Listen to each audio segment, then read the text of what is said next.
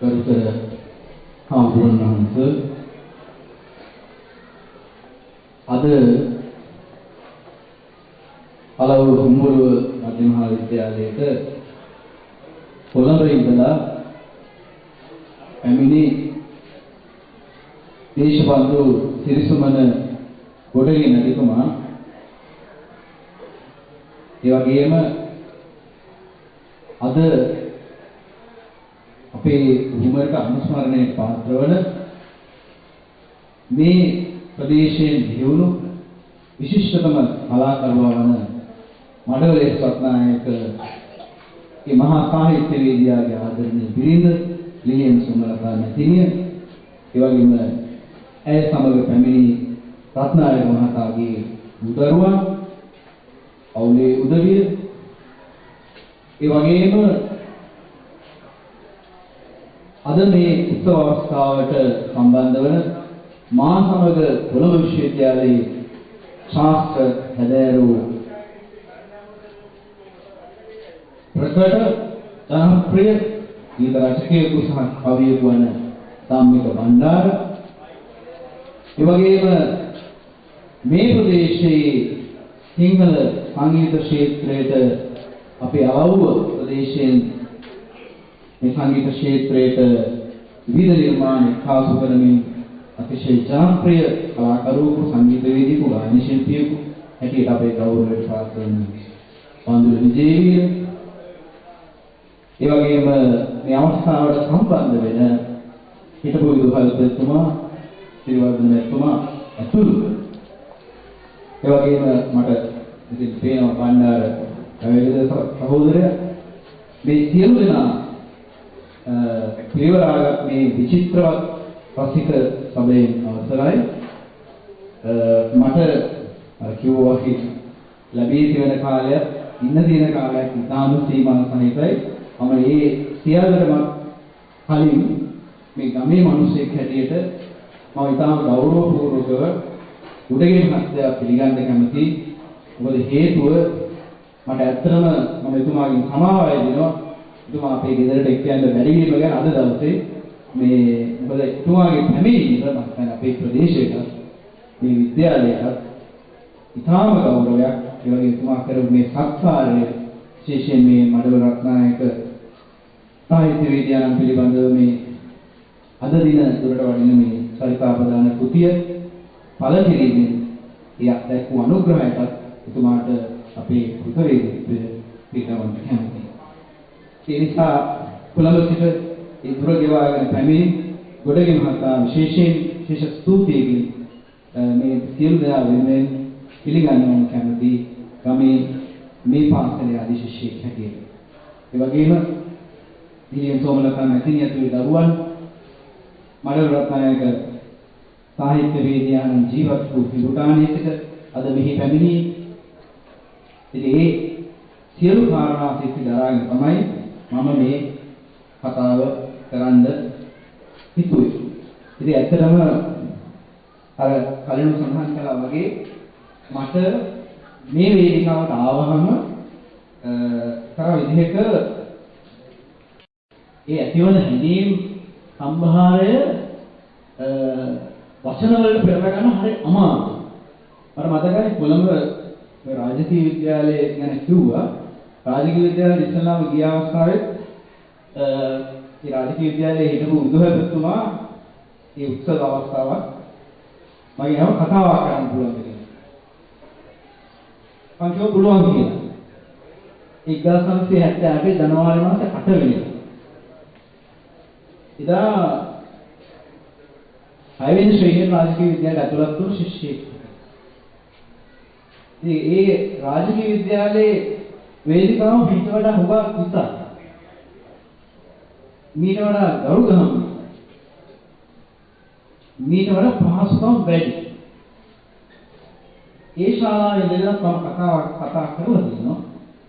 ඒ ශිෂ්‍ය ජීවිතයේ ඊට පසුව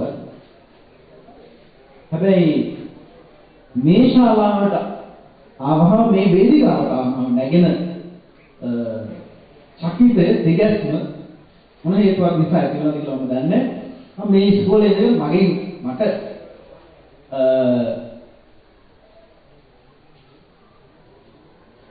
මම කරපු විවිධ ජඩපරකම් වලට ගහපු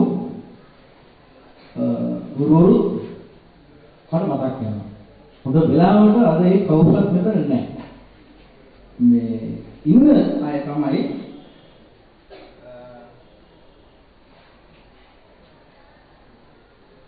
අමරා ටීචර්. මරා ටීචර් කවදාවත් ගහලා නැහැ. තරහ ඉන්නේ. ගහලම නැහැ. අර ඥාන ටීචර් ඒත් ගහලා නැහැ. පද්මා ඒක කොහෙද? ඒතකොට ඒ උගන්නන්න ඇවිල්ලා නැහැ. ඒතකොට එයා ශිෂ්‍යයාව අර අපිට ඒක. ඉවල ඒකේ කොහොමද ගහන්න කියන්නේ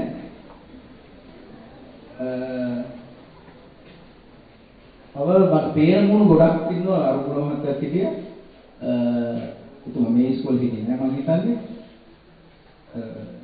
තිලකරාණේ ගුරුතුමිය අපේ ගෙටපල්ලෙහා තව බොහෝ අය ඉන්නවා නන් නොකියුවා නම් සමාවෙන්න මේ ගෙදර කතාවක් කරනවා වගේ තමයි මට මේ කතාව කරන්න සිද්ධ වෙලා තියෙන්නේ.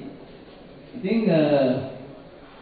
ඒ නිසා මේ කාල වේලාව කලකලා මට කියන්න කතා කරන්න කිව්වේ මඩවල රත්නායකගේ සාහිත්‍ය වේදිකාවේ අනුස්මරණ දේශනාවක් ඇත්තම මේ ලැබී තිබෙන ජීවිත කාලයෙන් මේ විශිෂ්ට සාහිත්‍ය වේදිකාව පිළිබඳව අපිට එහෙම ආවාදනා කිරීමේ හැකියාවක් නැහැ.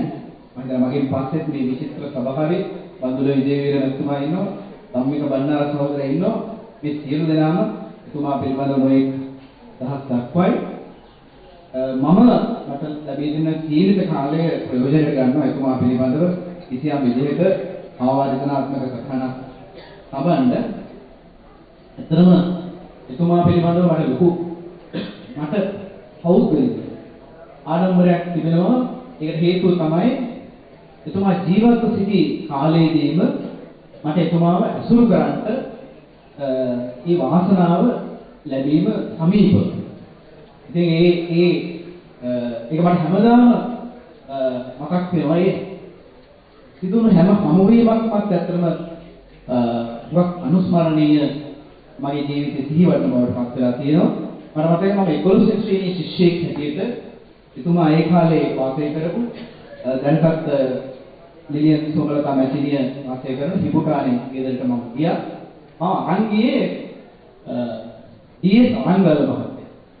අරංගල මහත්තයා මේ කවුරු සම්හාර මේ වැඩිහිටි දෙවි දන්නවා. එතුමා මේ ප්‍රදේශයේ ජීවත් වුණු කෙනෙක්. රත්නායක මහත්තයා නිතරම සම්බන්ධතා තමත් එක්ක පවත්වන සම්බන්ධතා අතර එක චරිතයක් තමයි අරංගල. එතුමා තමයි මාව මේ හිඹුණානේ ගෙදරට අරගෙන ගියේ. ඒක සිද්ධ වුණේ ඇත්තටම මම ඒ කාලේ දැන් මේ දිලංජන වගේ මේ කවි පුරුකුගාමින් නොඑක් දේවල් කරමින් මගේ ආසාවන් සංසිඳව ගන්න උත්සාහ දරමින් මේ ක්ෂේත්‍රයට කොහොමද මේකට එන්නේ කියලා කොහොම වැරවෑම් කරමින් හිටපු කාලේ. ඒ කාලේ ඇත්තම අපේ ගෙවල් දොරවල් වලින්වත් ඉගෙනගත්ත ඉස්කෝල වලින්වත් මේ කලාවට සම්බන්ධ වෙන සාහිත්‍ය සම්බන්ධ වෙන කිසිම අනුබලයක් ලැබුණේ නැහැ. අද මේ වගේ වේදිකා ඒ කාලේ අපිට නිර්මාණය උනේ නැහැ, නිර්මාණය කරගන්න. ඉතින් ගෙවල් දොරවල් වලින් කිව්වහම මට මතක් වෙනවා මේ තාත්තත් මාස 11ක් විතර මට බැන හිටියේ මේ මොකද ආපහු සාමාන්‍ය පෙළ ඉතාම ඉහළින් පාස් වුණා සස්පෙරට කලා විෂයෙන් තෝරා ගැනීම නිසා. නිසා සල්ලිත් නොදී හිටියා. අම්මා තමයි ඒ කාලේ සල්ලි දුන්නේ. ඉතින් ඒ තරුණ තීරණය මම ගත්ත සිංහල විෂය හැදෑරීම මගේ අභිප්‍රායයක්ව තිබුණු නිසා මම මේක ගන්නවා. මම මේක සිංහල විෂය ගෞරව උපාධිය කරේ කොළඹ විශ්වවිද්‍යාලයේ. ඉතින් තකබ්බර තීරණය ගත්ත නිසා තමයි අද මම මේ විදිහට කතා කරන්න අවස්ථාවක් මට උදා කරගන්න හැකි වෙලා තියෙනවා. ඒ කාලේ තමයි මම මේ කණිතින්නම් කියලා ඇවිදිලි කරලා තමයි ඔය අවස්ථා කීපයක් උදා කරගත්තේ මට මතකයි ගුණරත්න අබේසේකර මෙතුමා හම්බෙන්නේ එහෙම ගියා. ආනන්ද සිරිසේන කලාකරුවෝ හම්බෙන්න ගියා. ඒ වගේම මඩවල රත්නායක කලාකරුවෝ හම්බෙන්න ගියා. එතකොට මේ ලියන සෝමලතා මැතිණිය මාව අඳුරන්නේ නැහැ. හැබැයි ගියාට පස්සේ අපිට තාම හොඳට කණ්ඩ දුන්න දුන්නා. ඉතින් එහෙම අවස්ථා කීපයක් ඒ ගෙදර මට ගත වෙලා තියෙනවා. ඒ කාලේ ඒ ගිය අවස්ථාවක ඒතරම කොළඹ විශ්වවිද්‍යාලයේ සිංහල ගෞරව උපාධිය හදාගන්න ශිෂ්‍යෙක් ඒ කාලේ රත්නායක මහත්මයා මට කිව්වා ඒ කීප දෙනෙක් සමන්ත කතා කරලා තියෙනවා මං ගැන පුතක් කරන්න මොකද කියන්නේ ඒකට මම ටිකක් රත්නායක මහත්මයා ගැන බොහොම ආදරෙන් එතුමා සමග අවස්ථා ගණනාවක් හම්බෙලා ටිකක් අසුරක් ගොඩනගාගෙන හිටපු කාලේ මං කිව්වා ඒක තා හොඳයි හැබැයි ඒක විශ්වවිද්‍යාලයක සම්බන්ධයක් තුව කරනවා වඩාත් හොඳයි කියලා. එහෙම කිව්වම එහෙනම් ඔයාම ඒක කරන්න. ඒ කියපු කීමේ ප්‍රතිඵලය තමයි මෙන්න මේ මඩවලේ රත්නායක සාහිත්‍ය නිර්මාණ විමර්ශන කියන පොත එළි දැක්වීම. මේක පළ කරේ මේ අද මෙතන ඉන්න ගොඩගෙන මහත්තයා. ඒ 1996 හැබැයි මේක අවාසනාවකට රත්නායක මහතාගේ අභාවයෙන් මාස කිහිපයකට පස්සේ තමයි මේ පොත පළ කරන්න ලැබුණේ. එතුමා පිළිබඳව අදට යම් කිසි කෙනෙක් හදාගන්න මේ පොතේ ඇතුළත් ශාස්ත්‍රීය ලිපි මාලාව ඉතාම ප්‍රයෝජනවත් වෙනවා. ඒ නිසා මට ලොකු ආඩම්බරයක් තියෙනවා. ඊට පස්සේ තවත් අවස්ථාවක අපි පිටුවගත්ත මඩවල රත්නායක අදනවා ඒ පදනමේ ගොඩගෙනත් හිටිය සරසවි ප්‍රකාශන අධිපති ප්‍රේමසිංහ මහත්තයා හිටියා ඒ ප්‍රේමසිංහ මහත්තයා ගමන් එනේ මින්නද හීසර මඩවල රත්නායක නිර්මාණ දර්පණ කියන පොත මට අල ගන්න ලැබුණා. ඉතින් මේ පොත් දෙක මට ඇත්තටම හරිම ඒකයි මම අරගෙනත් ආවේ මගේ ජීවිතේ හරිම අනුස්මරණීය ග්‍රන්ථ දෙකක් වඩ පත් වෙලා දෙනවා. මොකද මට ලොකු ආරම්භයක් තියෙනවා. කවදා හරි රත්නායක මහත්මයා ගැන යමක් හදාගන්න, හොයන්න, ගවේෂණය කරන්න අවස්ථාවක් කාට හරි පාදා ගන්න වුණොත් මේ පොත්වල මේ මූලික කරුණු අන්තර්ගත වෙලා තියෙන නිසා.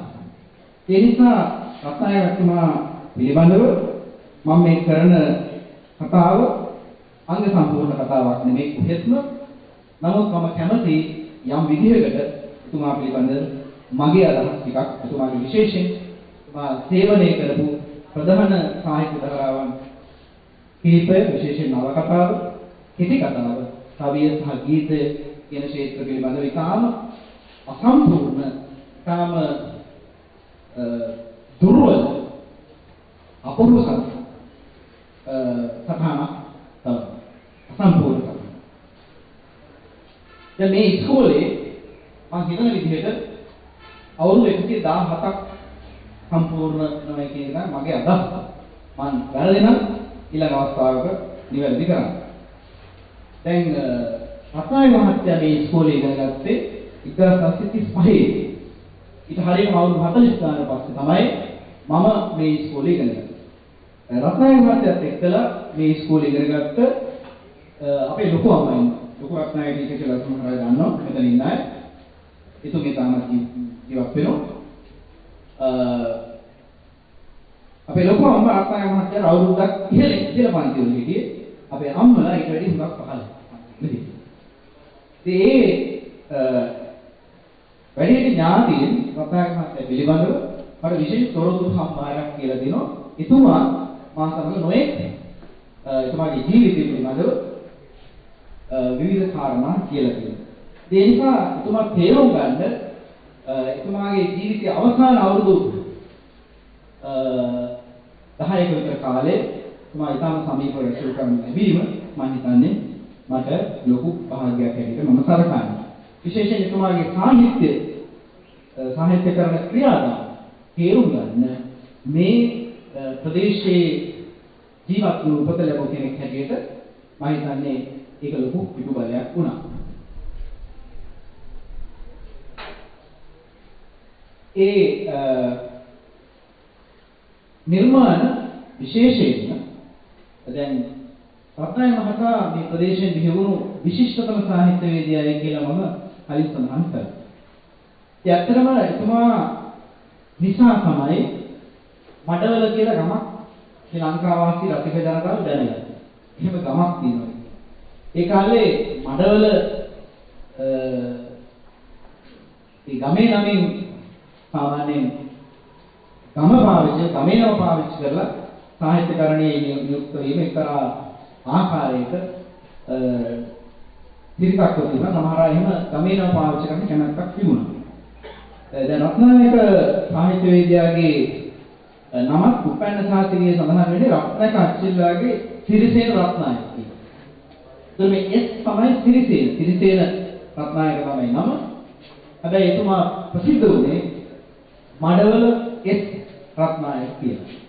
එතකොට මඩවල කියන ගම ප්‍රචලිත වුණේ මේ දඹදිව උරුගහ දකුණු කෝරළය නැත්නම් එතුමා සහ අප සියලු දෙනා මේ උපන්න වාසය කරන මේ ප්‍රදේශයේ ප්‍රදීප සම්භයක් බවට පත් වුණේ එතුමාගේ මේ අද්විතීය සාහිත්‍ය සේවය නිසා.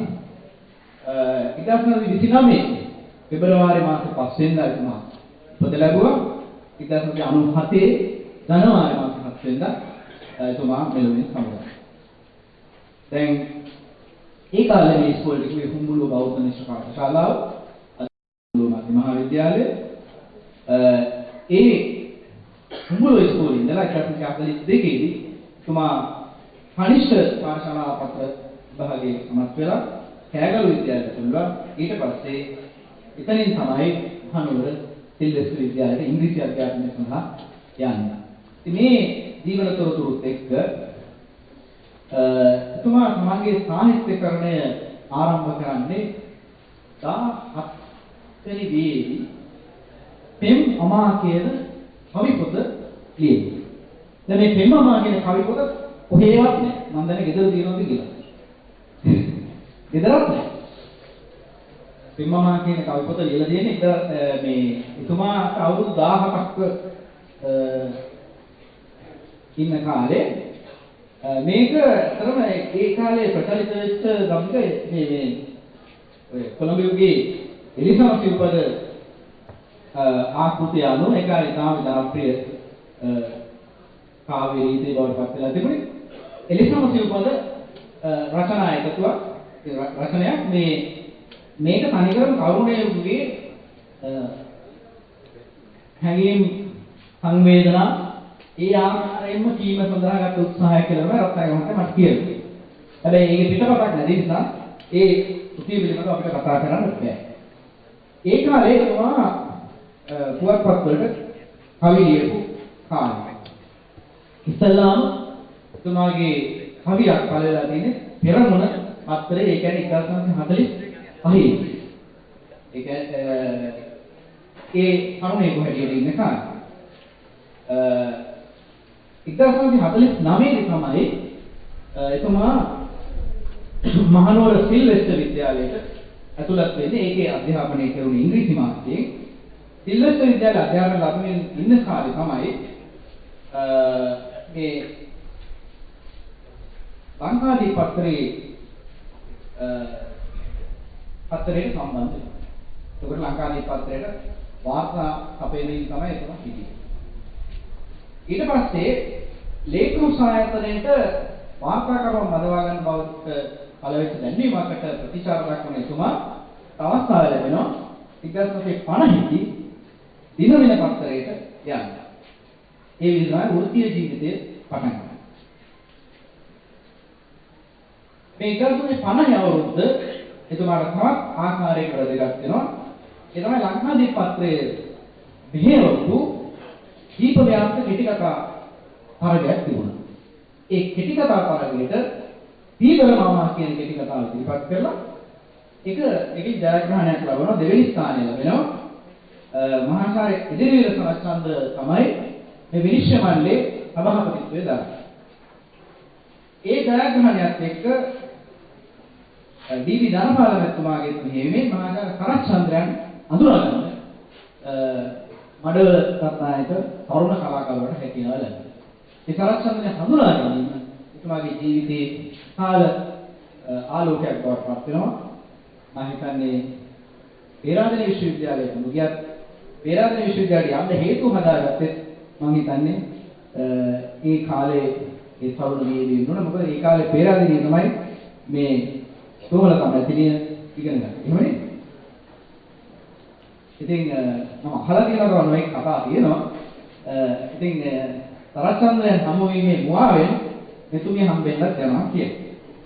ඒක දැන් ඉතින් ඒ කෙටි කතා ලිවීම නිසා ඒ කාලේ ලංකාදීප කර්තෘ හැටියට හිටපු ධනපාල මහතා ඩී.බී. ධනපාල එතුමා හඳුනා ගැනීම, ඒ වගේම සරච්චන්ද්‍රයන් හඳුනා ගැනීම, ඒ වගේ එහෙම තමයි එතුමාගේ සාහිත්‍ය ජීවිතය පටන් ගන්නේ. එතන ඉඳලා දිනදිනේ වැඩි කාලයක් හිටියේ අවුරුදු 2යි. ඊට පස්සේ ගුවන්විදුලියට සම්බන්ධ වෙන නිබන්ධ සම්පාදකවරයෙක් හැටියට 1954 දී 52 දී ලංකාදීපයට ආපහු වැඳිනවා. 54 දී ගුවන්විදුලියට සම්බන්ධ වෙනවා. ලංකාදීපයට අවුරුදු 2ක් එතුමාට ඉතාම සුවිශේෂී වකවානුවක් බවට පත් වෙනවා. ගුවන්විදුලියට අපසලා යනකොට ධනපාල මහත්තයා සහතිකයක් දෙනවා. ඩී.බී. ධනපාල කියලා කියන්නේ ලංකාවේ පත්‍ර කලා ලෝකේ පතාකයේදී වඳු වටිනා සාහිත්‍යවේදී පත්‍ර කලාවේදී එතුමා සහතිකයක් දෙනවා. මම ලංකාදීප තැනක් දෙන්න හිතාගෙන ඉන්නකොටම තමයි දැන් ඔයා යන්න හදන්නේ. කවදා හරි මේකේ කවුරුත් මේ රස්සාව ලංකාදීප වාගේ තැනේ විදිහට දිනවයි කියලා රත්නායක මහත්තයාට සහතිකයක් දෙනවා. හැබැයි කවදාවත් රත්නායක මහත්තයා අවශ්‍ය නැහැ. ගුවන්විදුලියේ තමන්ගේ වෘත්තීය ජීවිතය ආරම්භ කළා. මේ විදිහට තමයි එතුමා මේ කලා ක්ෂේත්‍රයට පියමන් කරන්නේ. දැන් මම ටිකක් අතරමැද තොරතුරු අත්හැරලා එතුමා නිරත වෙච්ච සාහිත්‍ය ක්ෂේත්‍ර ගණනාවක් අතුරින් මූලිකව සේවනය කරපු ක්ෂේත්‍ර 4ක් තියෙනවා. ඒ තමයි නවකතාව, කෙටි කතාව, කවිය සහ ගීතය. දැන් මේ හතර පිළිබඳව කිසියම් විදිහක ඇගීමක් කරන්න කිසිසේත් මේ කාලයේ ප්‍රමාණවත් නැහැ. ඒ කෙසේ වෙතත් එතුමා ලියපු නවකතා 9ක් තියෙනවා. කෙටි කතා සංග්‍රහ 9ක් තියෙනවා. කාව්‍ය සංග්‍රහ 4ක් තියෙනවා. ගීත සංග්‍රහ 2ක් තියෙනවා. හැබැයි සංඛ්‍යාත්මකව බැලුවොත් මේ ගීත පොත් දෙකක් පළ වුණාට මඩවලේ රත්නායක කියන නම මේ රටේ මුද්‍රාවක් තබන්නේ සිංහල ගීත ක්ෂේත්‍රය. එතුමා තමන්ගේ අනන්‍යතාව සාහිත්‍යවේදියෙක් හැටියට හිරකරව ස්ථාපනය කරන්නේ ගීත රචකයෙකු හැටියට. ගීත ක්ෂේත්‍රයේ. හැබැයි අපිට යම් කිසි විදිහකට මේ කලාකරුවන් එහෙම සංසන්දනය කරන එක තරම් හොඳ වැඩක් නෙවෙයි. හැම අපේ ලංකාවේ සාමාන්‍ය සාහිත්‍යකරණයේ නිරත වෙන උදවිය තමන්ගේ සාහිත්‍ය ධාරාවක් විශේෂ වශයෙන් ප්‍රගුණ කරන අතර තවත් දේවල් තවත් ක්ෂේත්‍රවල නිරත වෙනවා. දැන් මහාචාර්ය සරච්චන්ද්‍ර ගත්තොත් තුමා නවකතා කිව්වා, පිටි කතාත් ලිව්වා. ඒ දෙකටම වඩා එතුමා නිර්මාණය කරපු නාට්‍ය නිසා සිංහල නාට්‍ය ක්ෂේත්‍රයේ මහා යුග පුරුෂයා හැටියට එතුමා අපේ සම්භාවනාවට පාත්‍ර වෙනවා. හැබැයි එතුමා ලියපු මලගියත්තු මලොංගිය අවුරුද්දා වැනි නවකතා අදටත් ඒවායේ කාව්‍ය භාෂා රේතේ නිසා අපි තාම ආදරයෙන් වැළඳගෙන ඉන්නවා. මාණී වික්‍රමසිංහ ගත්තොත් එතුමා විශේෂයෙන්ම නවකතාකරුවෙක් හැටියට අද්විතීය නවකතාකරුව හැටියට සැලකෙනවා. මහා රත්නව මහා ලේඛක සරච්චන්ද්‍ර සහ වික්‍රමසිංහ දෙන්නම සාහිත්‍ය විචාරකයන් නිරත වුණා. හැබැයි මාණී වික්‍රමසිංහ නාට්‍ය හදන්න ගියේ නැහැ. නාට්‍ය නිෂ්පාදනය කරලා සරච්චන්ද්‍ර මට්ටමට නාට්‍ය හදන්න ගියේ නැහැ. ගුණදාස අමරසේකර නවකතා ලිව්වා, කෙටි කතා ලිව්වා, කවි ලිව්වා. ඒත් නාට්‍ය හදන්නේ. මහගමසේකර වගේ කලාකරුවෙක් ගත්තොත් මහගමසේකර අදටත් අපි කලගන්නේ යුගයේ මහා කවියක්. මහා කවිය. ඔහුගේ කාව්‍ය රචනා ක්ෂේත්‍රයේ ඔහු දැක්වූ ඒ අසාමාන්‍ය දායකත්වය අද්විතීය. ඒක අදටත් එතුමා රචනා කරපු කවි අපි ඉතාම ආදරෙන් බැලඳගත්ත නිර්මාණ බවට පත් වෙලා තියෙනවා. ඒ වගේම ගීත රචකයෙක් හැටියට. හැබැයි මහගමසේකරත් නවකතා දෙකක් කියව තුන්මහන්දිය සහ මනෝමන්දිය. කෙටි කතා දෙක තුනකුත් තියෙනවා. හැබැයි එතුමා නවකතා කරුවෙක් හැටියට කෙටි කතා කරුවෙක් හැටියට ලොකු මුද්‍රාවක් තරුවේ නැහැ. චිත්‍රපටයක් අධ්‍යක්ෂණය කළ තුන්මහන්දිය එක විශිෂ්ට නිර්මාණයක්. චිත්‍රපට අධ්‍යක්ෂකවරයෙකු බවට පත් වුණා, චිත්‍ර ශිල්පියෙක් වුණා, මූර්ති ශිල්පියෙක් වුණා. මේ සියල්ලට වඩා අදට මහගමසේකර ගැන කතා කරන්නේ මේ යුගයේ පහළ වෙච්ච අද්විතීය කවියෙක් සහ ගීත රචකයෙක් හැටියට. හැබැයි සංසන්දනාත්මකව බලනකොට මම නැවතත් කියන සංසන්දනය තරම් හොඳ ප්‍රඥා ගෝචර සංසන්දනයක් නෙවෙයි. හැබැයි මඩල රත්නායක සාහිත්‍ය විද්‍යා මේ නවකතාව, කෙටි කතාව, කවිය, ගීතය ක්ෂේත්‍ර හතම සමව සේවනය කරනවා. නවකතා 9ක් ලියාපල කරනවා. අකරණයෙන් පටන් කෙටි කතා ගන්න 9ක් ලියාපල. මේ සංඛ්‍යාත්මක වටිනාකම විතරක් නෙවෙයි. මේවා ඊටම ගුණාත්මක අගයකුත් තිබුණා. මම ඉතින් දෙන්නම්. ඒ වගේම කාව්‍ය සංග්‍රහ 7ක් පළ කළා. අර මුලින්ම කියපු කෘතිය විද්‍යමානයි. අනිත් ඊට පස්සේ තවත් කෘති 3ක් පළ කළා. මාරිද්ද ඊනහතක් මැද සහ මම දෙක් වීම කියලා. හැබැයි මේ සියල්ල අභිභව එතුමා ගීත රචකයෙක් හැටියට ප්‍රකට කරනවා. දැන් නවකතාකරුවෙක් හැටියට එතුමා අක්කර නවකතාව ලියන්නේ 1959 දී ඒකට දොන් පේද්‍රික් ත්‍යාගය හම්බුණා වර්ෂයේ හොඳම නවකතාව හැටියට මේ එතුමාගේ පළවෙනි නවකතාව. දැන් මේ නවකතාව ලියන්න පසුබිම වුණේ ඒ කාලේ ගුවන්විදුලි අධ්‍යක්ෂ කාලේ හැටියට හිටිය එම්.ජේ. පෙරමහත්තයා. මයිතාම අතිවිශිෂ්ට පරිපාලනයේ සිවිල් සේවකයෙක්. එතුමා තමයි රත්නායක මහත්තයා කියන්නේ මේ ඒ කාලේ ආණ්ඩුවෙන් පොඩි අක්කර 3කුයි මඩි අක්කර 2කුයි දුන්නා. එහෙම තමයි අක්කර පහ හැදෙන්නේ. මේ ඈත පළාත්වල පදිංචි වෙන්න අපේ ගොවිතැන්පත්කරු මේ ගැමි ජනතාවට අවකාශය ලැබුණා. එහෙම පදිංචි වෙන ඒ පදිංචිකරුවන්ගේ ජීවිත, ඥානපදිකයන්ගේ ජීවිත වල ඒ භාව සංවේදනා තුලත් කරලා නවකතාවක් ලියන්න මඟ පෑදෙන්නේ ඒ එම්.ජේ. පෙරේරා මඩවලක් සාහිත්‍යවේදියා අතර ඇති වුණු කතාවක්. එහෙම තමයි අක්කර නවකතාව බිහි වෙන්නේ. ඒ වාරි මාර්ග දියුණු කිරීම සහ ඒ ලැබෙන ජලයෙන් වගා කිරීම සඳහා තමයි මේ ඉඩම් දුන්නේ. ඒ අක්කර නවකතාව ඒ විදිහට බිහි වෙනවා. හැබැයි අක්කර නවකතාව බිහි වෙන අවුරුදු 10කට පස්සේ මේකේ චිත්‍රපටයක් වෙනවා.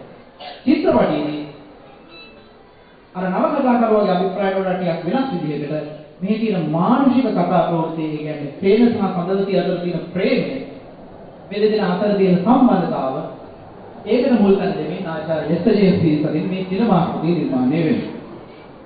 එතකොට මේ නවකතාව 1999 දී බාලසූරිය අතින් ඉංග්‍රීසියට පරිවර්තනය වෙනවා. එතකොට මේ රත්නායක මහත්තයා පස්සේ කාලෙකදී ඔය අලුතගෙන මනමාලී කියන නවකතාව ලියනකොට එන්න මෙහෙම කාරණයක් එතුමා කියනවා. ඒ වකවානුවේදී, ඒ කියන්නේ අක්කර ලියන කාලෙදී මගේ නවකතාවෙන් කුඹුරට පස්කවලා තියෙන්නේ ජේෂ්ඨ සමක් කරුණේ. ඒ කියන්නේ සේන. මා එවන්නක් කලේ සදා ලෝකෙන් මඩක් ඉදිරියට ගොස් කල්පනා ලෝකයට පිවිසීමෙනි.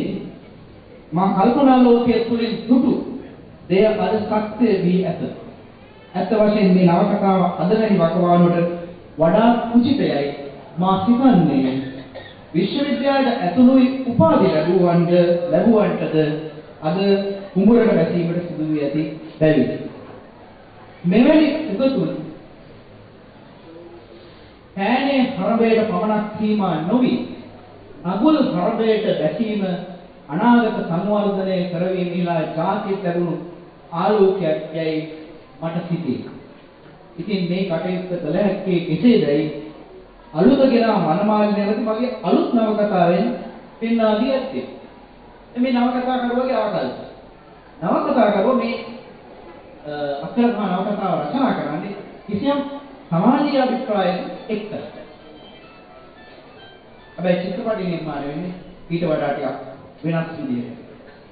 උදකලා කලාකරු කියන ග්‍රන්ථයේ ලියන පිළිප්පුරේ පරිවර්තනය ලෝන්ලි ආටිස්ට් කියන දෙස්පෙනින් ස්පීරිට් පිළිබඳව ලියුණු කෘතියේ පිළිප්පුරේ මේ කෘතිය දකින්නේ පිය විප්‍රයෝගයක් පිය සංප්‍රයෝගයක් පිළිබඳ කතාවක් හැටි.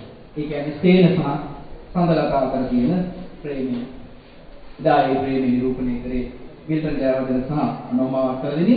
මේ චිත්‍රපටය රූගත කරේ පළවෙනි දර්ශනයේ තියෙන අලව්‍ය ස්ටේෂන් එක. ඉතින් ගමෙන් නගරයට ආපු තරුණයෙකු මුණ පාන අත්දැකීම් අලලා තමයි මේ නවකතාව රචනා වෙලා තියෙන්නේ. ආකල්ප ඒ වගේම ඒ තරුණයා මුණ පාන ගමෙන් නගරයට පැමිණීම නිසා මුණ පාන ආකල්ප සහ අපේක්ෂා ඉච්ඡා වංගත්වයට පත් වීම සහ ඒ අතරමං වීම තමයි මේ නවකතාවේ මූලික වශයෙන් නිරූපණය වෙන්නේ. එතෙන් සිට එතුමා රචනා කරන නවකතා 9ම සමස්ත වශයෙන් ගත්තහම උඩරට සිංහල ගැමි සමාජයේ විශේෂයෙන් නිරූපණය කිරීමට දරූ ප්‍රයත්න හැටියට නවකතා කිහිපයක්ම සඳහන් කරන්න පුළුවන්. චරිත නිරූපණය ඒ වගේම භාවිත කරන භාෂාව ඒ වගේම පසුබිම් වර්ණන මේ හැම එකක් අතින්ම මේ රත්නායක මහතාගේ නවකතාකරණය විශේෂත්වයක් ද. චරිත පිළිබඳ විශ්වසනීයත්වය ඇති කිරීමට එතුමා භාවිත කරපු භාෂාව පසුබිම් වර්ණන විවහල් වෙලා තියෙනවා. මේ නවකතා කියපු හැම කෙනෙක්ම දන්නවා මේ නවකතාවල තියෙන්නේ අලව්ව, තුමුල්ල, මල්ලැහැව මේ වගේ ගම්. නවතල්වත්. ඉතින් ඒ චරිත මේ චරිත සමහර කරන්නේ අපිට එදිනෙදා හම් වෙන චරිත. ඒ අපේ අම්මා ඊයේ රෑ මට කිව්වා මම මෙහෙට එනවා කියලා කිව්වහම රත්නාය මහත්තයා අක්කා ඉස්සර මට හැමදාම පොළේදී හම් වෙනවා. ඉතින් එතුමා ගත කරපු එතුමා තමයි පවුලේ උදවිය ගත කරපු ජීවිතය. ඉතින් මේ අපිට ප්‍රේම අසල්වාසීත් තමයි එතුමාගේ නවකතාවල කෙටි කතාවල නිරූපණය වෙලා තියෙන්නේ. ඊළඟට එතුමා කෙටි කතා රචකයෙක් හැටියට කෙටි කතා සංග්‍රහ 9ක් රචනා කළා. 1957 තමයි පළවෙනි කෙටි කතා සංග්‍රහය බුදු විනාව පළ කළා. එතන ඉඳලා නොමලම වැහිවලාකුළු කවලම්කාරු හනනිවා මටින් පිබලා මල්මේත් කඩුකුල් සුවඳ දුර්වනාගතය උපන්දාසික කර පවුනක කුඩක්කා ආදී කෙටි කතා සංග්‍රහ ක්‍රියාත්මක. දැන් නවකතාවත් ඒ වගේම මම අර කලින් කියපු අක්කරපාර පස්සේ සිත නැති බඹලෝ ආනේ නඳුරට කන්දකපා හඳපාය අම්බලම් පාළු අලුතගෙන වනවාලු නිල්මල් අක්කයි මායි සංසිද්ධ රුපී කතා. කෙටි කතා සංග්‍රහයක් 9ක් පළ කළා. දැන් කෙටි කතා කරන්නේ එතුමා වඩාත් නැඹුරුනේ Tamanට හුරු පුරුදු වෙච්ච මේ උඩරට සිංහල ගැමි සමාජයේ විතර. එතුමාගේ සාහිත්‍යකරණයේ ප්‍රියතම චරිත හැසුරුනේ ගමට. ඔහු සිටින් සැරිසරුවේ ගම මේ එතුමාගේ වාසභූමිය. මේ ගම නිරූපණය කිරීමේදී ගම මවාගත්ත දෙයක් නෙවෙයි. ඒක එතුමා ඓන්ද්‍රියව ගමේ ඒ ගැමි ජීවිතය ඓන්ද්‍රියව ප්‍රත්‍යක්ෂ කරගත්ත පුද්ගලයෙක් අනුශේෂ හැටියට තමයි මේ ගම නිරූපණය කළේ. ගැමි චරිත නිරූපණය කළේ. රත්නායක මහත්තයා ලියපු කෙටි කතා වල විෂය ක්ෂේත්‍රය අපිට අපේ විග්‍රහයේ පහසුව සඳහා අපිට කොටස් කීපයකට කඩා ගන්න පුළුවන්. එකක් තමයි යන්නේ ජීවිතේ. මේ උතුමාගේ ළමා කාලයේ අත්දැකීම් ඇසුරෙන් බිහි කරපු කෙටි කතා. ඒ වගේම තරුණයෙක් හැටියට ගමෙන් නගරයට සංක්‍රමණය වීම සහ ඒ තරුණයෙකුගේ ආධ්‍යාත්මික කැළඹීම නිරූපණය කරන කෙටි කතා. ඒ වගේම මනුෂ්‍යත්වයට ආවේනික පොදු සාර්වත්‍රික ලක්ෂණ පිළිබිඹු කරන මනුෂ්‍ය චිත්තසංතානයේ අභ්‍යන්තරික ගති ස්වභාව හෙළි කරන කෙටි කතා. ඒ වගේම තත්කාලීන සමාජ දේශපාලන ප්‍රස්තුත සමග බද්ධ වෙච්ච කෙටි කතා. දැන් මේ ළමා කාලයේ ලැබපු අත්දැකීම් ඇසුරේ ලියපු කෙටි කතා රාශියක් තියෙනවා. විභාගේ මහතා වැහි බලාපොරොත්තු මම් තේ නොපමණ වෙසක් පහන් කොළපත් පිඟාන මාළු ගඩේම කේක් කන්න බලා හිටියා ඒ වගේ කෙටි කතා. දැන් මට මතකයි තුමාගේ කෙටි කතාවක් තියෙනවා මේ පහන නෙවුවා කණේ විකලා කෙටි කතා සංග්‍රහයේ ඉන්න කමලක්කා. මේ කමලක්කා කියන්නේ තමන්ගේ අක්කාගේ මිතුරියක්. මේ කතකයා තරුණේ කැටවර තාම නවයෝන්ගේ තරුණේ. ඔහු මහනුවර ඉගෙන ගන්න කාලේ නිවාඩුවට ගෙදර එනකොට අක්කත් එක්ක ඉන්නවා අක්කාගේ හොඳම යාළුවා ඉහෙලිය මිතුරිය. ඇය තමයි කමලක්කා. දැන් මේ කමලක්කා ගෙදර ඉන්නකොට මේ කරුණයාගේ සිත තුළ ඇගේ හැසිරීම නිසා තාම මේ ඒ තරුණයකට කෙරෙහි තියෙන ශ්‍රීලෝලත්වයට වඩා වෙනස් ආකාරයක කිසියම් ඇල්මක් මේ කමලක්කා කෙරෙහි ඇති වෙනවා. මේ ගැටවරගේ මානසිකත්වය සහ මේ කමලක්කා කියන මේ යුවතියගේ නැත්නම් මේ තරුණියගේ අභ්‍යන්තර චිත්ත අනුමුදේ ගන්න මේක පිටකාරේ නිරූපණය වෙන්නේ.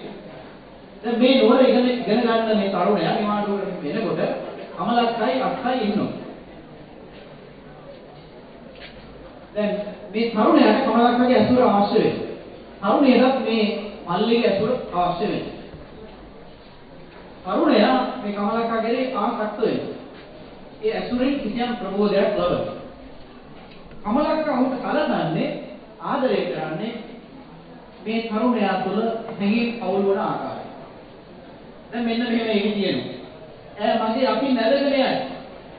දැන් මේ ගැටවලගේ තරුණයෙක් තාම නවයෝන් තරුණයෙක්. ළමාවෙන් තරුණ වේද යන අතරමැද කාලේ. මේක කාලයක් අපිට තිබුණා.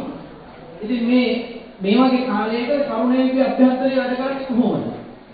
මගේ අතින් ඇදගෙන යයි. පලාක්වල සුද්ධ කරන්ට මා අකමැති බව අඟවන්නේ මේ ක්‍රියාව ඈලවම කරවා ගන්නවද මට සිටියේ නැහැ. මා පසුපස යන්නේ පලාත පුරුදු කරන්ට මීනාම්බකුගේ කරේ එල්ලු කුඩා වස්තුයි. මේ විදිහට මම හිතන්නේ මේ ඇය Taman කෙරෙහි දක්වන මේ ඇල්ම.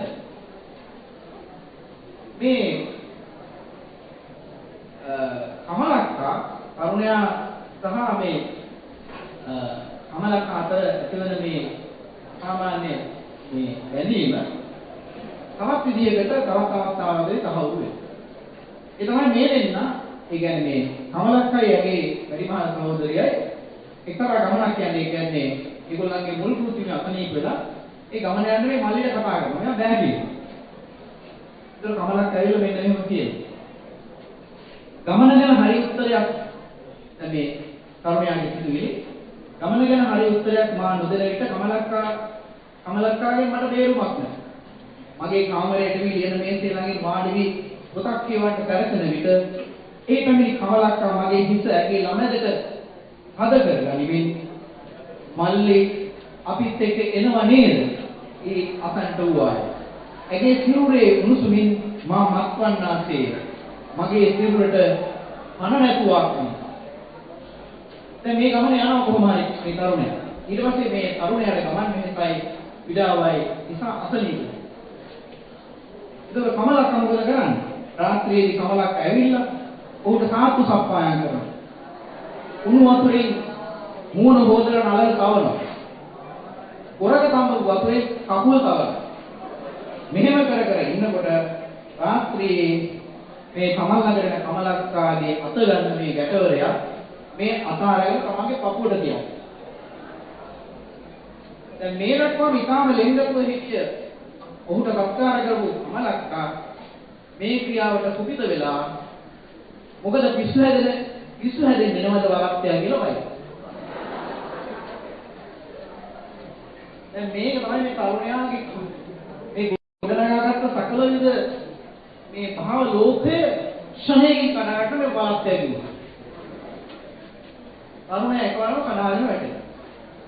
කමලක්කා දැන් මෙහෙම කියන්නේ ඇයි? මේක තමයි ස්ත්‍රී චිත්තය. දැන් තරුණයා මේ තමන්ගේ අත අරගෙන පපුවට තියා ගන්න කල්ම කමලක්කා වැඩ කරේ එහෙම දෙයක් සිදු වෙයි කියලා හිතාගෙන නෙවෙයි. ඇගේ සිත කලින් එළඹගත්ත අදහස් වලට අනුව කිසිම බියක් නැතුව කමලක්කා තමයි ගමන ගියා. මේ තරුණයාට ආදරය කළා. හැබැයි ඒක සියල්ලම සිද්ධ වුණේ ඒක පාර්ශ්වික. ඒ රාත්‍රියේ තවදුරටත් ඒක පාර්ශ්වික නොවන බව තේරුම් ගත්තාම අර ස්ත්‍රිය ඒ කියන්නේ තරුණිය හිතිරෙන්නේ කොහොමද වලක් ඇතුළේ දැන. ඒ ලිංගික ආකර්ෂණය සමන් තුලක් තියෙනවා. සමන් තුලක් තියෙන උද්දීපනය වෙනවා. එතකොට මේ පැනිල්ල කරන්නේ මේ ගණනාව කරන්නේ ඔහු වැළැක්වීමට වඩා තමා ඒ වළක්වා ගැනීමේ සංරක්ෂණ ප්‍රයෝගයක් හැටියට. එතකොට මේ කඩාවැටෙන තරුණයා අහුවෙන්ද උදේ නැවත යථා තත්ත්වයට පත් කරන්නේ මේ තරුණයා. කාම ලැජ්ජාවෙන් ඇයට මුණ දෙන්න බැරුව මේ තරුණයා උදේ මුණ උදන්ට යනකොට මේ කමලක කියනවා හොඳයි දැන් නිකන් හැදෙන විදිහට. ඊට පස්සේ මේ තරුණයා හැදුවපත්. ඊට පස්සේ මේ තරුණයා කියනවා නාස්කනුව අල්ලාගත් ඈ පසුපස මා ඇදුනේ ලෝකේ කිසිම හැඟීමක් නොමැතිව.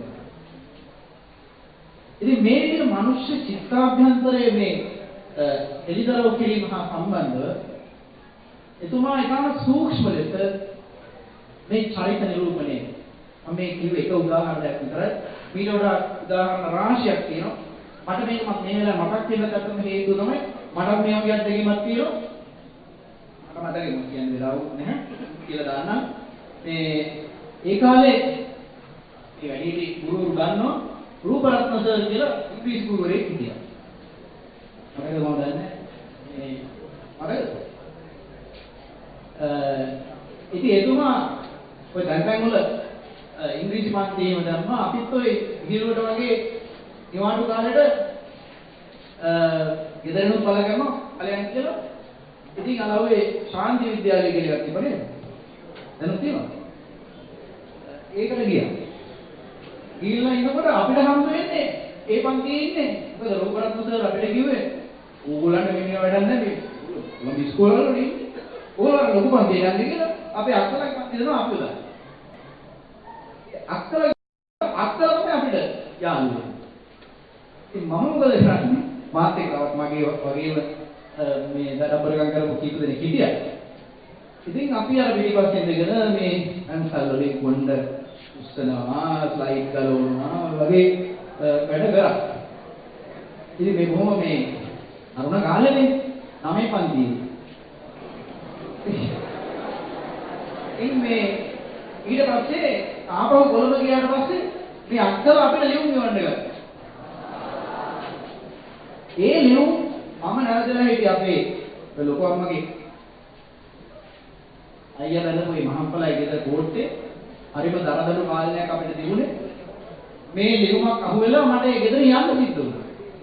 ඒ කියන්නේ මම කිසි දෙයක් මේ ලියුම වල ලියුවේ නැහැ. මේ අක්කල තමයි මට ලියුම් ගෙව්වේ. මල්ලි ආයෙත් ආවම ස්ලයිඩ් එක දෙන්නම්. අර එන්නේ කියලා තමයි එව්වේ. ඉතින් වෙන මොකද ලියලත් නැහැ ඒක. හැබැයි කෙල්ලන්ට ලියුම් ලිව්වයි කියලා මට ඒ ගෙදර යන්න සිද්ධ වුණා. ඒ 9 පන්තියේදී. ඉතින් මට මතක් වුණේ ඒ කාලේ ඒ අක්කලාට ප්‍රේම කරන කාලයක් තියෙනව නේද අපි? අක්කලාට ගුරුවරුන්ට මම රාජකීය විද්‍යාලයේ ඉන්නකොට එහෙම ගුරුවරියක් අතිශය රූමත් ගුරුතුමියක් බලන්න හැමදාම මේ ප්‍රාථමික අංශයට යනවා. ඒක මොකද ඒ කාලේ ප්‍රාථමික අංශයේ තියෙන්නේ. ඉතින් මම ওই කතාව කියලා මම කලාවල ප්‍රධාන උත්තර හැටියට ගියාම අර ගුරුතුමියක් හිටිය විශ්‍රාමයන්ල ඔන්න මෙන්න කියන වයසේ. ඉතින් තුමියගේ මූණ රත් වෙලා හැබැයි මේ කාලේ මෙතුමිය හරිම ලස්සනයි. අර ප්‍රේම පූජායේ සෝකුර ආන්ටි ස්වර්ණදලක වගේ වර්ණනා කරන්න පුළුවන් ලස්සන කාන්තාවක්. ඉතින් ඔය වගේ අත්දැකීම් අපිට තියෙනවා. ඉතින් ඒ නිසා තමයි මට මේ කතාව මතක් වුනේ. දැන් කාම ක්ෂේත්‍රයේදී එතුමා අර මම කලින් කිව්වා වගේ තෙම්මමා කියන කුටියට පස්සේ කවිපොත් 3ක් පළ කරා.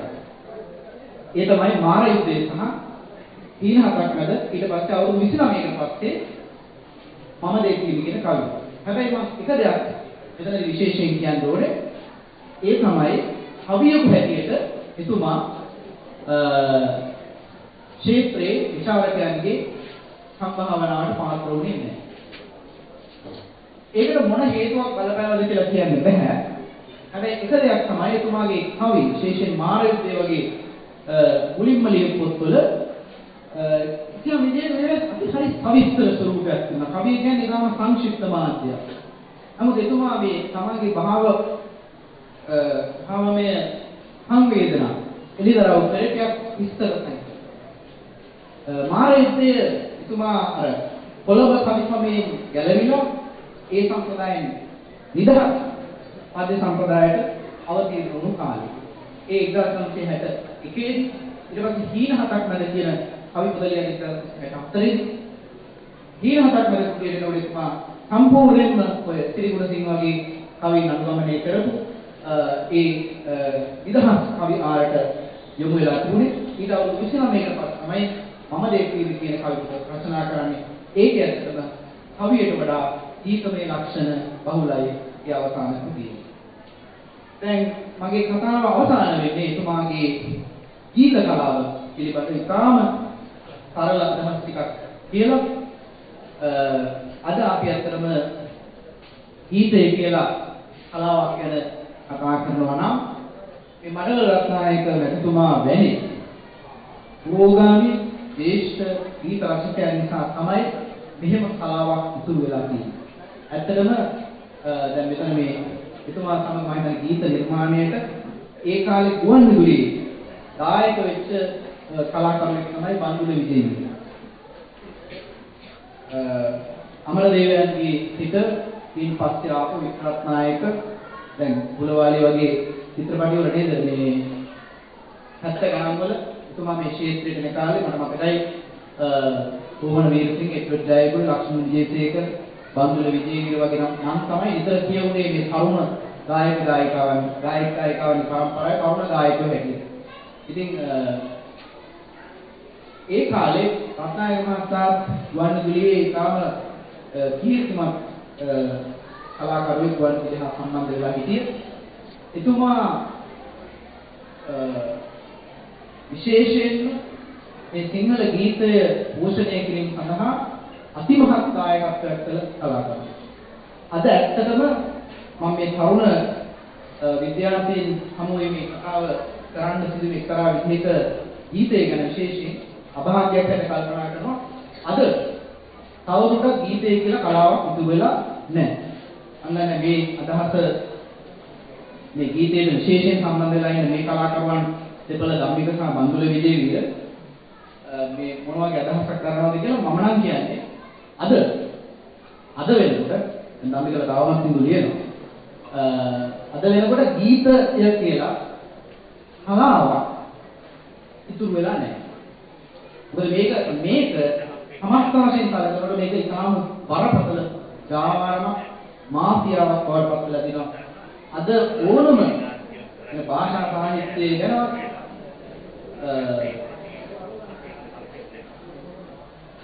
තමන්ගේ නිර්මාණ කෞශල්‍ය තියෙනවා. එහෙම කිසිම ප්‍රතිභාවක් නැති ඕනම ගුණෙකුට සින්දු ලියන්න පුළුවන් කාලයක් අද ඒ අවාසනාවන්ත කාලකන්ණි කාලයක් අද උදා වෙලා තියෙනවා. පදයෙන් පදේ ගායනා කරලා ගීත පටිගත කිරීමේ තාක්ෂණයක් අද කිසිම හැකියාවක් නැති ගොබ්බයන්ට ගීත ගායනා කිරීමේ හැකියාවක් අද ඇති වෙලා තියෙනවා. ඒ වගේම කිසිම ප්‍රතිභාවක් නැති උදවියට කණු නිර්මාපකයන් සංගීත රීති බවට පත් වීමේ හැකියාවක් අද ඇති වෙලා තියෙනවා. ඒ නිසා මේක ගීතය හා සම්බන්ධව සැලකනකොට ඉතාම ඛේදනීය තත්ත්වයක්. තවමත් නවකතා කියලා කලාවක් තියෙනවා. කෙටි කතාව කියලා කලාවක් තියෙනවා. කවිය කියලා කලාවක් තියෙනවා. අදටත් අපි ගීත කියලා සැලකනවා නම් සැලකන්නේ මේ 950 ගණන් වල ඉඳලා ශ්‍රීගන්ධත් මානවසිංහ ආරේසන් නහබුදු මඩවලේ සත්නායක මහගමසේකර ඩෝල්ටන් අල්විස් සහ ඒ පස්සේ 70 දශකයේ පරම්පරාව සුනිල් ආරියරත්න මජන්ත රණසිංහ සුනිල් සරත් පෙරේරා රූෂන් මුලත්සිංහල මහින්ද අල්ගම කේ.ඩී.කේ ධර්මවර්ධන ඇතුළු ඒ පරම්පරාව ඊට පස්සේ මම නම් වශයෙන් කිව්වා සමහර නම් මතක වෙනවා ඊට පස්සේ තවත් පරම්පරාවක් ඊට පස්සේ ගම්මිගලගේ පරම්පරාව මේ දක්වා ආපු මේ ගීත රචක හන්දදී මේ ඇත්තම හොඳ ගීත ලියලා දැන් මේ හොඳ ගීත ලිවීමේ කලාව නැත්නම් මේ සාහිත්‍යයක් ඇටියට මනුෂ්‍ය ජීවිතය ආමන්ත්‍රණය කරන ප්‍රබල කලාවක් ඇටියට තහවුරු වෙලා තිබුණු ඒ වකවානුව දැන් ඉවරයි. දැන් කලාතුරකින් සින්දු ලියන්නේ. කලාතුරකින් හොඳ සින්දුවක් හැදෙයි. හොඳ සින්දුවක් ගැන කතා කරනවා. ඒවට මාධ්‍ය මොනම ඉඩක්වත් වෙන්නේ නැහැ. පැය ගණන් බයිසිකල් චේන් දාගෙන මේ කාණු දාගෙන එන අස්තියාදු වාරෙන්ද ජනමාධ්‍ය ඉඩකඩ විවෘත වෙලා තියෙනවා. හැබැයි හොඳ ගීතයක් හොඳ කලාකෘතියක් නිර්මාණය කරන කලාකරුවෙකුට ඒ ඉඩ අපේ ජනමාධ්‍යයේ විවෘත වෙන්නේ නැහැ. ඒ නිසා මේ වගේ ඛේදනීය කාලවකවානුවක තමයි අපි මේ එතුමා පිළිබඳව ගීත රචකයෙක් හැට කතා කරන්නේ. ඒ නිසා මේ ගීතේ කලාවක් හැටියට සාහිත්‍යයක් හැටියට ස්ථාපිත කිරීමේලා අතිමහත් සේවාවක් ඉටු කරපු කලාකරුවෙක් තමයි මඩවලේ සත්‍යය කියන්නේ. විශේෂයෙන් එතුමා මම මේ විස්තර කරන කාල වේලාව මදි මම ගමනාඩි දෙක තුනකින් මම කතාව අවසන් කරනවා. විශේෂයෙන් එතුමා 1955 ගුවන්විදුලියේ ඒ 55 වර්ෂයේ ඉඳලා W.F. විමලසිරි කියන කලාකරුවත් සමග එක්වලා ඊට පස්සේ පඬිත් අමරදේවයන් සමග එක්වලා විවිධ අවස්ථාවල වැඩසටහන් නිර්මාණය කළ විශේෂයෙන් කාම විශිෂ්ට ගණයේ ගීත රාශියක් පිළිවුණා. අපිට විස්තර කිරීමේ වෙලාවක් නැති නිසා මම තාම ඉක්මනින් කියන්නම්. දැන් උදාහරණයක් හැටියට රන්වන් කාල්තලේ වගේ ගීතයක්. දැන් මේ ගීතය නිර්මාණය වෙන්නේ පුරගාවන්න මේ නාදමාලාව අසුරු කරගෙන. අමරදේව තමන්ගේ ಭಾರತೀಯ සංගීත අධ්‍යාපනය මේ අවසන් කළා. ගුවන්විදුලියට නැවත සම්බන්ධ වෙනකොට ඒ රත්නායක මහතා මහගමසේක මහතා මේ දෙපළම අමරදේවයන් සමග සම්බන්ධ වුණා. මේ ජනගී අපේ ජනගී නිර්මාණාත්මකව අංග සම්පූර්ණව ජනගී ආශ්‍රය නව රචනා ඉදිරිපත් කරන්න පුළුවන් කියන මේ ජනගී හනු මේවා ඇසුරින් අපිට අපේ සංගීත සම්ප්‍රදාය පෝෂණය කරන්න පුළුවන් කියන අදහස ඇතුව බිහිවෙච්ච නිර්මාණ මාලාවක් තියෙනවා. ඉකිරියා කියන මේක කතාවක් හැටියට සකස් කෙරුණේ එහි එන එක ගීතයක් තමයි ඔය මම කිව්වේ රන්වන් කරල්තලේ සංසුන් කමින් බරව තිල්ගත් සිටින් යුතු අතසේ කියන ගීතේ. දැන් මේකේ නාදමාලාව තමයි සත්වෙක් මහත් අදර ලක්යුක්තිදත් කුමර සිත්සත් පැවිදි අංගා කෙනෙහි ඒ පුරගාවන්න මේ නාද මාලාව ආශ්‍රයෙන් නිර්මාණය වෙච්ච ගීතයක්. දැන් මේ ඉකිරියා කියලා කියන්නේ සමස්ත වශයෙන් කලකනකොට සිංහල ජන කවියට සමීප ඥාතිත්වයක් දක්වන නිර්මාණයක් කියන ඉතාම පැහැදිලි. ඒ වගේ නිර්මාණ රාශියක් රත්නායක මහතාගෙන් බිහිවු. දැන් එක්තරා අවස්ථාවක ගීතයක් එතුමා කියනවා නැගුසිනා මහද කුසුම් පිවිදුනා සුවඳිනා ලොවක් ඇඳෙන රතින් මත් වුණා. ඇතදිනා ඇතද ඔබේ රූපයට මගේ හිත විනා නැත කිසිත් රූපයක් ලෝවේ. දැන් මේක රබන් නැටුම් කවියකින් ඒ නාද ආකෘතිය අනුව රචනා වෙච්ච ගීතයක්. තම් දෙනා තම් දෙන තම් දාන තානිනා තානින තේතනා තේතන තම් දාන තානිනා වරණසා විලසමල් දමින් පුතා මේ ඥාන ගුරුතු විහින්නවා මට ගැති මේ රබන් නැටුම් කවිය කොයි වගේද තියෙන්නේ වරණ පටේ ගායනා කරනද වරණසා විලස නීලමල් දමින් පුතා සොබන මෙදිගතා සඳුන් තිලක ළමින් නලලතා ඒ ආකෘතියම තමයි නැගුසිනා මහද දිනා කුම් පිවිදුනා සුවඳිනා ලොව වැදෙනා වසින් මත් වුණා. ඒ වගේම මම අතරින් මත උදාහරණයක් කියන්නේ දැන් බලන්න අර ඉතාම ජනප්‍රිය ගීතයක් බහලා ඇති අමරකුවාවයි ඉරිත දිගේ කියන ගීතය. දැන් මේ ගීතය අපේ ශ්‍රුති සාහිත්‍යයේ එන ප්‍රකාශන ප්‍රයෝග උපයෝග කරගෙන තමයි මේ ගීතය දීලා තියෙන්නේ.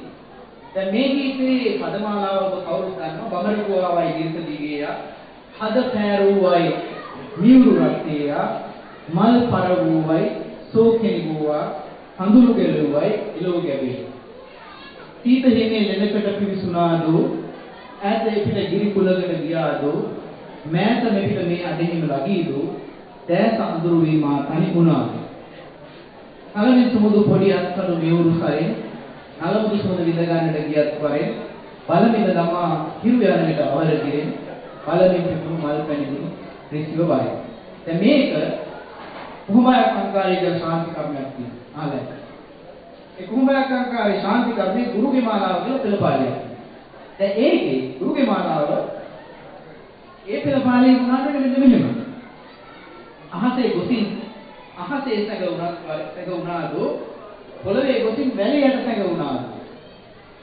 මූදේ ගොසින් රළයට සැගුණාදෝ ලෙඩකල දේවතා කොතනක ගියා මේක රෝග විමුක්තිය සඳහා තමයි මේ ශාන්ති කර්මය කරන්නේ. දැන් ඒක පෙළපාලියක හිමයි සඳහන්. අහසේ ගොසින් අහසේ සැගුණත් වරෙන් පොළවේ ගොසින් වැලියට සැගුණත් වරෙන් මූදේ ගොසින් රළයට සැගුණත් වරෙන් ලෙඩකල දේවතා කොතනක ගියත් වරෙන් දැන් මේ කොයිතරම් අපේ ජන සම්ප්‍රදායෙන් ප්‍රබල ආභාසයක් එතුමා ලබා තියෙනවද කියන කාරණේ තමයි මේකෙන් පැහැදිලි වෙන්නේ. ඒකෙන් ඒ ශ්‍රුති සාහිත්‍යයේ නාදමාලාව කොච්චර දුරට බලපාලා තියෙනවද කියන කාරණේ. ඒ වගේම තමයි එතුමා ජන සම්ප්‍රදායට පුදුමෙත් නැහැ. එතුමා වියත් කවුරු සමයත් ඒ භාෂා ලක්ෂණ හොයාගෙන ගියා. දැන් උදාහරණයක් ඇටියට වින්දද හිතර වගේ ගීතයක් ගත්තා. වින්දද හිතර වැඩි සැයනහද නම්වන දුක්ඛී ඔබට ඇහෙනවා. චන්දන මල් අතුරා ඇති යහනට කන්ද කපා ආයන් ගන්න. තුරංගක පිට නැගී නීල වලාකුළු උවන් ගැබින් ඔබ ඇදෙන වෙලේ. ඉදිදු දැසින් බලා හිඳී මම සුසුම් කිනාකම් හද පුරවා. මෙතුවක් කල මඩල වසා සිටි අන්ධකාර කළු පටින් මුදා නෙත්පිනි පහනින් පහන් කරන මෙන අනාගතේ මං පෙරපාත. ඒ වගේම නිල්මානෙල් මල් පුණා වගේ ගීතයක් අරගෙන බැලුවොත් මේ සියලු දේවල් කියන වෙලාවක මම උදාහරණයක් විතරක් අවසාන වශයෙන් කියන්න නිල්මානෙල් මල් පුණා නෙත් ඇතුණා ඒ අනුගාමී නලලගේ අදසඳ වාගේ මිහිරි නොවේද හදවත කාගේ. දැන් මේ ගීතය පමණක් අරගෙන බැලුවත් මොනතරම් සූක්ෂම පරිකල්පනයක් වින්දන ශක්තියක් හැඟීම් සූක්ෂමත්ව ප්‍රකාශ කිරීම පිළිබඳ අසාමාන්‍ය භාෂා චාතුර්යයක් රත්නායක සාහිත්‍ය වේදිකාවේ ගීත රචකයෙක් තිබුණාද කියන කාරණය පැහැදිලි වෙනවා. ඒවා එකින් එක අරගෙන විස්තර කිරීමේ අවකාශයක් නැහැ. දැන් නල දමයන්ති මුද්‍රා නාට්‍යයේ තුමා ගීත දෙකක් රචනා කළා. එතනදී නල කුමාරයා පුරාවට සහ සූදු ගෙලියට වැඩිලා පරිහානිපතේ වැඩිලා ඉන්න වෙලාවේ ඉසුරෙන් පිරුණාම සිය මෙහෙණිය සමග වනගතව ඉන්නවා. එතනදී නිදිගත් අවස්ථාවක අමනුෂ්‍ය මෙහෙයවීමකින් නල දමයන්ති හර දමයන්. මෙතන දමයන්ති ඊටම වරපතල ශෝක ගීතයක් ගායනා කරනවා. මේ ජනකවියා දැකපු යසෝදරාව තමයි අපිට මේ දමයන්තිගේ ශෝක ගීතය අහනකොට මතක් වෙන්නේ. මහදරීග ගගන තලයේ කළුවලා නැගී දැස දුවා කඳුළු සලා ශෝක ගගේ දෙගොඩ තලා දැස දුවා කඳුළු සලා සපත නසාවේ අඳුර සදාවේ මා නැතිවි ඔබ තනිවි මේ ගණ අරණේ කාගේ සරණ ඇත්තේ ඔබට හිමියනේ. අවසාන වශයෙන් මම එක අදහසක් විතරක් කියන්නම්. සඳෑ කලුවර ගලා හරින විට වගේ ගීතයක් එතුමා රචනා කරනවා. දැන් මේ මම හිතන්නේ මාමිකගේ වාර්තාවට විස්තර කරලා කියලා දෙයි. මේ වගේ ගීතයක භාෂාව පාවිච්චි කරන්නේ කොයිතරම් ගීතෝචිතවද කියන එක ඒ පළවෙනි කායි කොටසෙන් පමණක් අපිට තේරුම් ගන්න පුළුවන්. සඳෑ කලුවර පුරගාව. ඔබේ පැතුමත් මගේ දසුන් ඈත් උසන මගේ තරහා හඳ තනි වෙලා මා තනි වෙලා. දැන් මේ තමයි දැන් මේ පුරගාන්නේ කවුද කියලා දන්නවා. මේ හැන්දෑ කලුවර ගලා නැත්නම් සිද්ධ වෙන්නේ මොකක්ද කියලා දන්නවා. මේ ගීතය අවසාන වෙන්නේ ඔබේ ලෝකේ මගේ ලෝකේ අතර ඇති රැයක් පමණයි. මේ රැය ගෝතරක් කොයිතරම් දිගුද? මේ ගීතය අපිට අහන වාරයක් පාසා මේ ප්‍රේමයේ පිළිබඳව මේ සිතක ඇති වෙන ප්‍රියගේ චිත්ත වෘත්තිය පිළිබඳ මොනතරම් ප්‍රබල සූක්ෂම භාව ආවිෂ්කරණයක් මේ ගීතේ තුල තියෙනවා කියලා අපිට පැහැදිලිව පේනවා. වලාකුළු නොමැති යහන්සේ අලානික වූ මගේ සිතුවිලි ගල් ගැසී ඇත පාළුවේ ඇත අඳුර පමණක් රජවෙලා. ඉතින් මේ වගේ එතුමා ගීත රචකයෙක් හැටියට මම හිතන්නේ සිංහල ගීත කලාව ඔසවාටවන්ට අද්විතීය නායකත්වයක් කළ මේ ප්‍රදේශයෙන් බිහිවෙච්ච විශිෂ්ටම කලාකරුවා. ඉතින් මට ලැබුණු කාලය දැන් අවසානයි. මම උත්සාහ කළේ මේ අසම්පූර්ණ සටහන කියන්න විශේෂයෙන්ම එතුමාගේ සේවනය කරන මේ ක්ෂේත්‍ර හතර පිළිබඳව. ඊට අමතරව එතුමා පරිවර්තන කෘති දෙකක් පළ කළා. උබයියාට් සහ ඔබින්සන් කුසෝ කියලා. ඒ වගේම එතුමා චිත්‍රපට 3කට ගීත රචනා කළා. පටාචාරා, ඒ වගේම දුනිල, ඒ වගේම අනිත් පටාචාරා, දුනිල, ඒ වගේම තවත් මේ වෙලාව මට තේරෙන්නේ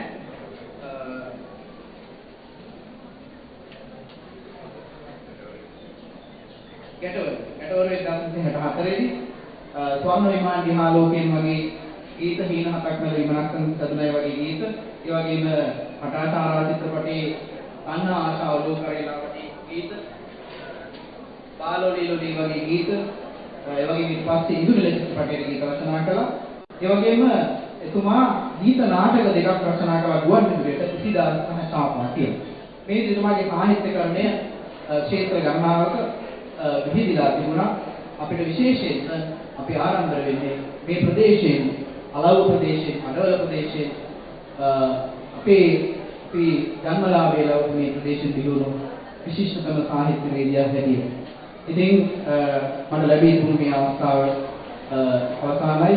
මට සවන් දුන්න ඔබට ස්තුතියි. ඒ වගේම නැවත වාරයක් මම ගොඩගේ මහත්තයාට විශේෂ ස්තුතියක් දෙන්න මම කැමතියි මේ අද ඉඳන් පොත පළ කිරීම සම්බන්ධව. ගොඩගේ මහත්තයාට එතුමාගේ ජීවිතේ නම් ලැබිලා තියෙන්නේ අරුණයින්ට ආධුනිකයින්ට අත දීලා අතිශයින්ම අමිහිරි අත්දැකීම් මේක මම පෞද්ගලිකවම දන්නවා. සාමාන්‍යයෙන් ඒ අත දීපු හුඟක් දෙනෙක් ගොඩගේ මහත්තයාව දාලා ගිහිල්ලා තියෙනවා. ගොඩගේ මහත්තයා හතුරුකම් කළා. ඒ නිසා මම හිතන්නේ නෑ අපේ ගමේ පිහිවෙච්ච මේ ඉලංජන වගේ තරුණයෙක් කරයි කියලා. ඒ නිසා ඒ තරුණයාට අතහිත දීන වෙනුවෙන් ගොඩගේ මහත්තයා නැවත වාරයක් මම ස්තුතිවන්ත වෙනවා. ඒ වගේම මට සමාව අයද තිබෙනවා. දැන් අපේ විශ්වවිද්‍යාලයේ මේ දවස්වල අලුත් ළමයි යවන්න ඉන්නවා. ශාස්ත්‍රපීඨයේ ළමයි 6-7ක් ඉන්නවා. ඒ පන්තියකට වෙලාවටම ගියේ නැත්නම් පළවෙනි අවුරුද්දේ ජේෂ්ඨ උත්සවය ඇවිල්ලා ඒ 400ක්ම උත්සවගෙන යනවා. ඉතින් ඒ හින්දා දැන් මේ ජේෂ්ඨ උත්සවයන් උත්සවගෙන යන කලින් මම යන්න ඕනේ. පොතකට පන්තියක් තියෙනවා. මේ පන්තියේ නොයා බෑ නැත්නම් මම ඉන්නවා. ඒ නිසා මට අවසර දෙන්න යන්න. ඒ වගේම මේ අවස්ථාවට සම්බන්ධ වෙලා මේ තරුණයාට අනුග්‍රහ දක්වන්නට සම්බන්ධ වෙච්ච සම්මික බන්දුල විජේවීර ඇතුළු ඒ සියලුම කලාකරුවන්ට මේ මෙතෙන්ට පැමිණලා ඉන්න මම පාසල් ශිෂ්‍යයෙක් මට උගන්වපු සහ ඒ කාලේ හිටිය සියලු දෙනාටත් මගේ ගෞරවය හිමි කරනවා. ඔබ සියලු දෙනාටත් ස්තුතිය පළ කරමින් මම ඔබෙන් සම්පූර්ණ